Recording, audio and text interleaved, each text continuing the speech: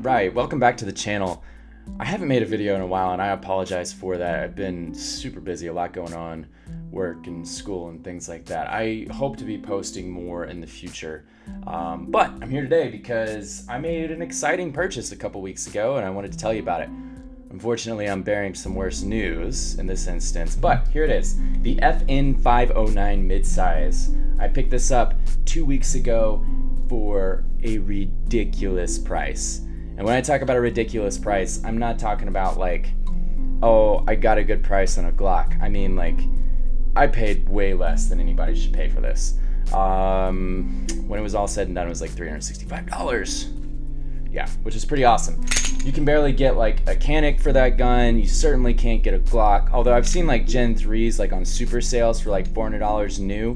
But again, that's a Gen 3 Glock. Like, you're not gonna get a Gen 5 Glock. You're not gonna get any current firearm for sub $400 like this. Anyway, this is FN509 Midsize. For those of you that don't know, it's a 15 round compact firearm. It's big enough for duty use, but it is small enough to carry comfortably. It is pretty much, and I don't have the Glock 19 in here, but it's pretty much the same form factor in terms of size as the Glock 19, which I love. Companies waited so long to do that.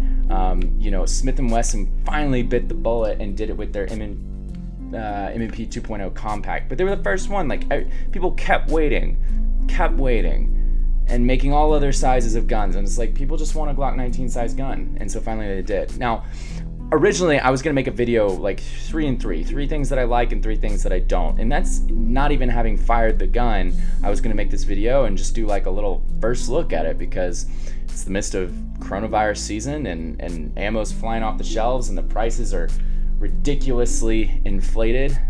Don't shop at Cheaper Than Dirt. Anyway, I haven't been shooting, so I've been dry firing a lot, and I purchased this gun because I got a great deal. However, you'll notice something missing, right? You've got this black back plate that is completely gone. I've removed the internals from the back of the gun, and there's a reason for that. So this morning, I noticed that the trigger would not reset. And by reset, that is when the trigger, like, so if you were under fire and it recoiled and the slide came back, it would reset the trigger so that you're ready to fire again, for those of you that are not familiar. And it didn't do that though, it just stayed at the rear like this. And I was like, okay, that's not great. So, slide to the rear, takedown lever, and I remove the slide. Now, at this point, normally there would be a striker block or a safety plunger, whatever you want to call it. This little guy right here would be sitting in here, and it wasn't. It was kind of sticking out, and it was riding high, and I was like, that's pretty weird. So I actually pulled back on the striker, which rides in this channel right here, and I pulled back on it, and the plunger actually came firing out of there, and the spring. I was like, oh gosh, that's not supposed to happen, because the back plate's still on. Everything's still contained and is supposed to be under spring tension. So at that point too, the heel of the striker, the actual portion that sticks out of the channel, was just literally falling back and forth. It was no longer retained under tension, and I was like, okay. So I did remove the back plate and I pulled everything out, and here's what I found. I'll show you. This is the new striker that FN has put together. It is a 2-piece striker. I'm just kidding. It's not a 2-piece striker. It broke in half. Check this out. 2 pieces. So these rails, right, that connect to the rear of the striker just completely sheared off.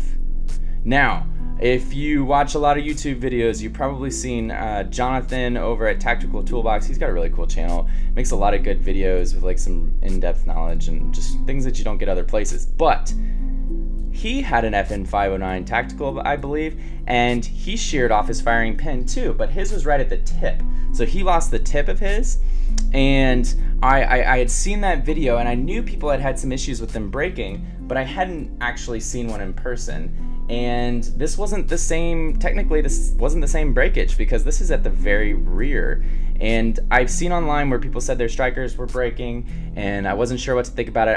I went ahead and bought it anyway, just because it's FN. Like, they make good guns, you know, military firearms with the SCAR and everything else that they're well known for. So I assumed the quality would be there. Now, this was 9 months ago, I think, that Tactical Toolbox put out that channel, or that video, excuse me, and even before that, I think there were reports of it, and apparently it's still not fixed. Either that or they've certainly never recalled guns.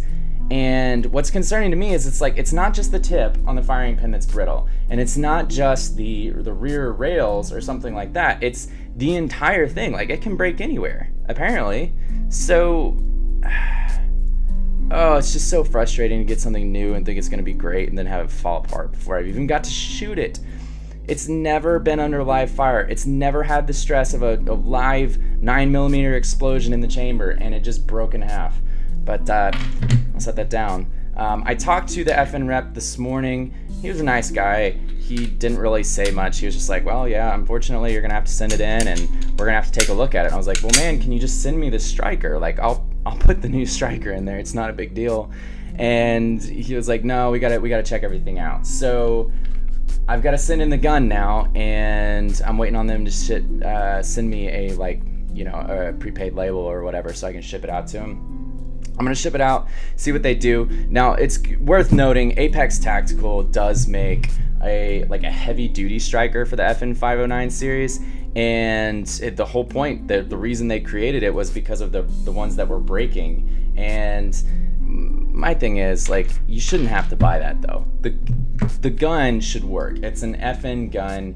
I mean, everything about this sort of oozes quality, except for the fact that the striker is a piece of crap. So I'm just torn. I'm torn on it. However, I'm gonna get it back. I'm gonna see if it works. The Apex is only like 50 bucks if you want like reassurance that it's going to be fine.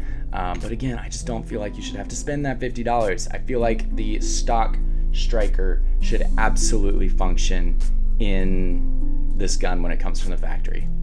At least for more than a few dry fires while I wait for ammunition costs to go down. You know what I mean?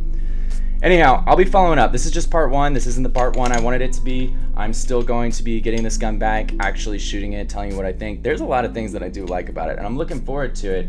This is just like, geez, I can't catch a break on this shit. So, I hope you enjoyed it, and I'll follow up with more videos on the overall performance. Talk to you soon.